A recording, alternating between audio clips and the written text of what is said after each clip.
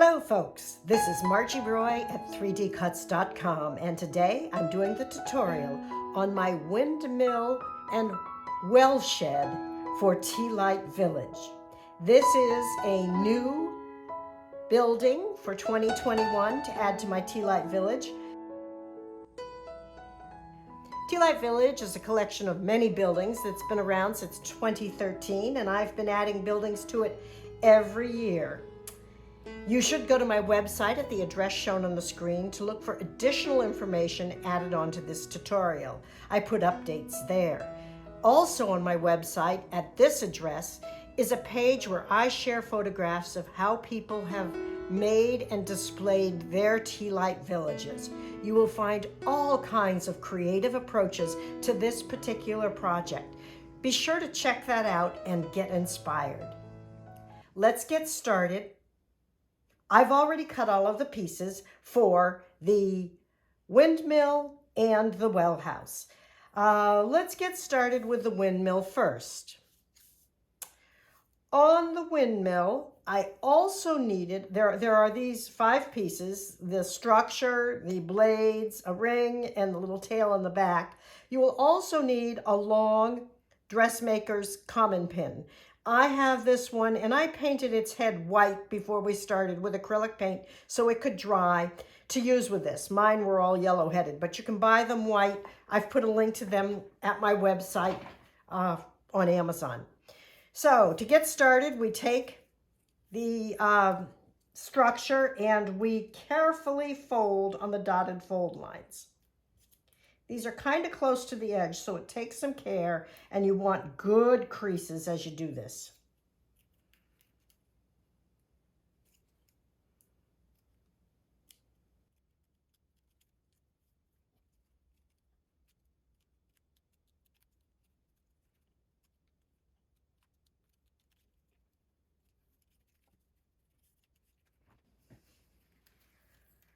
Okay, there we go. Oops, I forgot the ones here at the top. These all go around.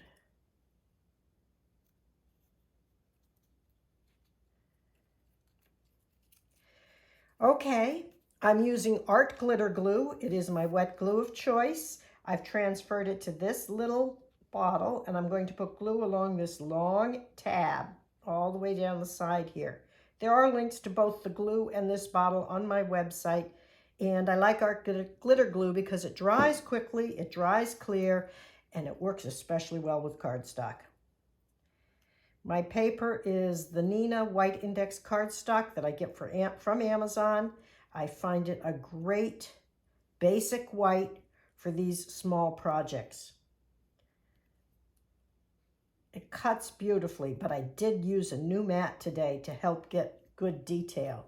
If you have a non-sticky mat, it can cause problems in cutting on details. So make sure you have a good mat and a good blade. I use the premium blade for all these cuts.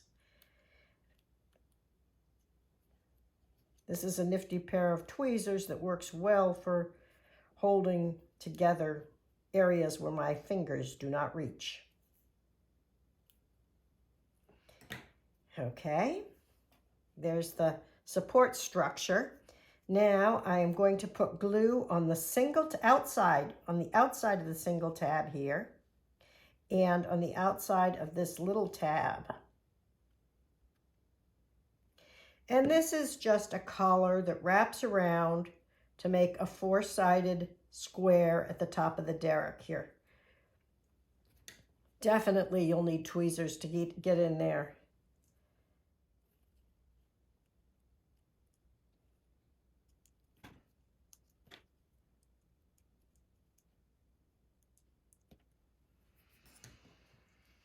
Okay, we can put that aside to dry, and now we will work on the blades. Take the circle and apply a thin layer of glue right around the rim here.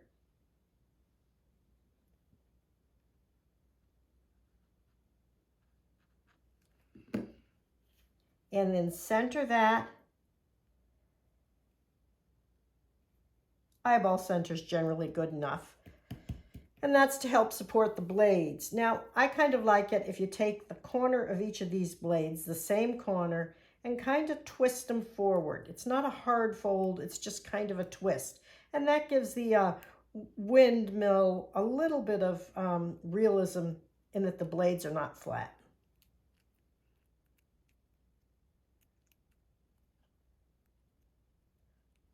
That is optional. Okay, now we are going to take the dress pin that you painted white, that I painted white, and I'm going to eyeball center here, and I'm going to poke it right through the center, not into my finger though. This is going to be the axle that our windmill will spin on. I'm then going to go over and I'm going to study this. The side that is double is not the side that I want to try and push this through. I want to try and push it through the other two sides. I'm going to go right here in the center. I'm going to push through the first one.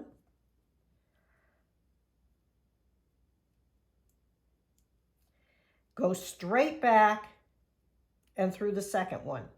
Then square this up again. And that'll put my windmill on a shaft. Okay. Then we'll take the two blades for the tail, I don't know what it's called, that goes on the back of a windmill. And I'm going to put a lot of glue on this one. And a lot of glue on this one. And I'm going to put it on the tail of the pin here. Now I don't want the pin to stick out at the end. I want it to cover that sharp point. And get the other one here. See if I can do this without getting glue all over myself.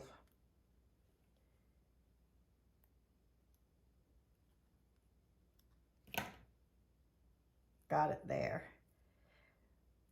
The thing I like about art glitter glue is it takes just a few minutes to dry, so it gives you a little bit of time to wiggle things around and get them positioned before it dries. And when you get it in the place you like it, trying to get it square off the back there, hold it, and here we go. Our little windmill is together. Now there is the well house that goes along with the windmill. On the well house, the first thing that we have to do is we have to add glass to the inside of our windows. And for that, I use plain ordinary wax paper. What I want you to do is to cut a series of little squares that'll cover each of those windows. I use wax paper. You could use tracing paper. You could use parchment paper. Anything that is translucent and available to you works well. You need very little of it, so check out your stash. There's my 4 pieces. Now, there's really no difference to the inside or outside on this. Both are the same. Put a little bit of glue around each of the windows and then glue the wax paper in place. This is optional, but I do find that the houses look a little less deserted if you put something over the windows. And if you're putting a light inside, it greatly reduces hot spots and glare. You don't want the wax paper to go over any of the fold lines. It makes them difficult to fold, so position them accordingly.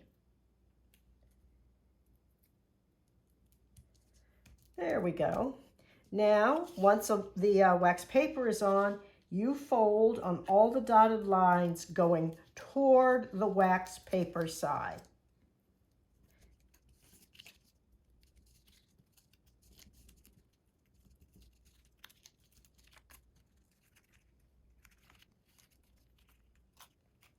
These little tabs will attach it to the windmill. The windmill is kind of top heavy, and this well house attached to its base helps it stay in place. Okay, it's all folded now. I'll take my art glitter glue and I'll put glue on this tab. And I'll bring around the other side, line up the bottoms and the corner, and hold it in place. Try to make sure it's square. If it's crooked, it'll make the house wobbly. There we go. And I will add glue to the 2 tabs that are nearest the roof here.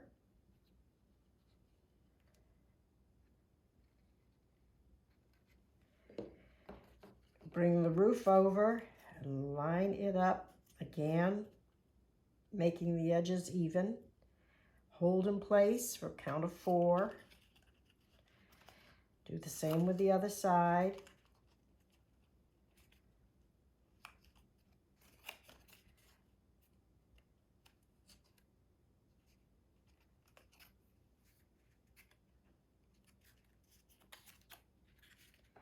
Now I'll put glue onto these 2 tabs, plus the one on the edge of the roof there, up here.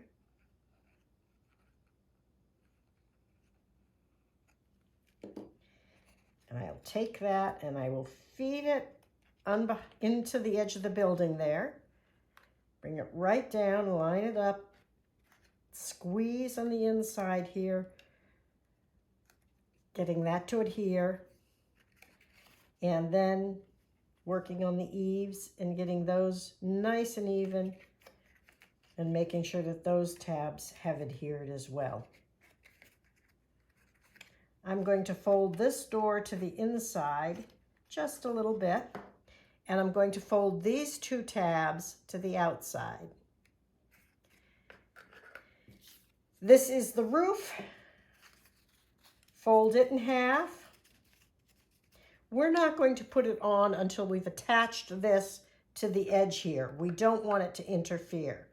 Now you can decide if you want it away from the little well house or with the little well house. Either way is fine.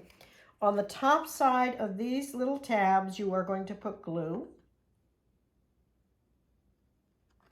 Then you will put your well structure here. Try to hold them in the same hand and fold those tabs up into the legs of the well.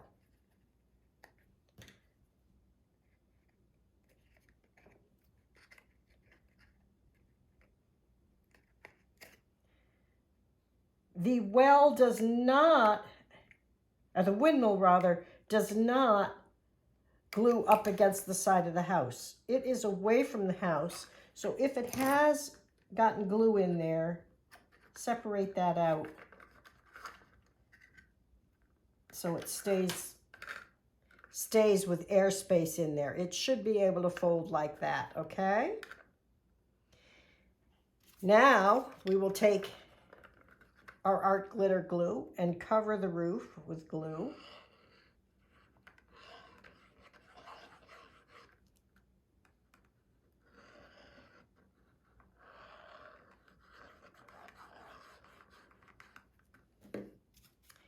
And I'm going to put that on there and try to center it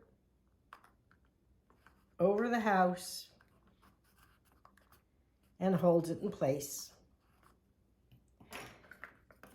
And there we go. We now have our windmill and well house that goes with Tea Light Village. If you want to add lights to your Tea Light Village, there are 2 ways to do it. You can use the individual little tea lights that light up and have batteries in them. The village was designed for these to fit inside them quite nicely. Or if you're going to have a bunch of them, you can use one of these LED string lights that has 50 lights on it. This runs by a remote and it's easier to turn them on and off with the remote than turning on and off all of these little tea lights. I have links to these at my website, and this is how I light up my tea light village. Lighting it is optional, but it certainly makes a stunning display when you do add lights. I'd love to see photographs of your Tea Light Village set up. Please send them to me at 3dcuts.com. Thanks for watching and happy crafting, everyone. Have a great day.